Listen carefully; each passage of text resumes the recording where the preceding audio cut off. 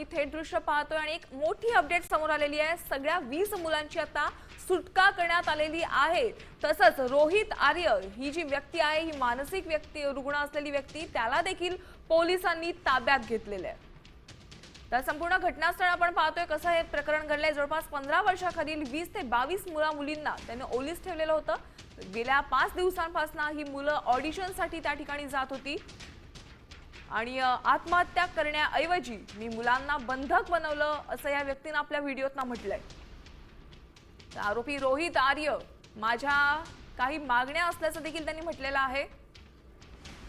Police आणि NSG कमांडोंनी आरोपीला आता ताब्यात घेतलंय। एक मोठी बातमी, एक मोठी अपडेट आपण पाहतोय आणि आता पोलीस या व्यक्तीची कसून चौकशी करणार आहेत। त्यांनी हे घटना नेमकं या मुलांना का डांबून ठेवलं या संदर्भातले अपडेट्स पोलीस त्यांच्याकडनं जाणून घेणार आहेत। शिवाय या लहान मुलांना पोलिसांनी सुटका केल्याच्या नंतर त्यांची देखील तपासणी केली जाणार आहे। त्यांच्या पालकांचं देखील पोलिसांनी चर्चा केलेली आहे। देश विदेशातील प्रत्येक घडामोडींचे लाईव्ह अपडेट मिळवण्यासाठी आता साम टीव्हीच्या सर्व सोशल मीडिया प्लॅटफॉर्मला लाईक, फॉलो आणि सबस्क्राईब करा।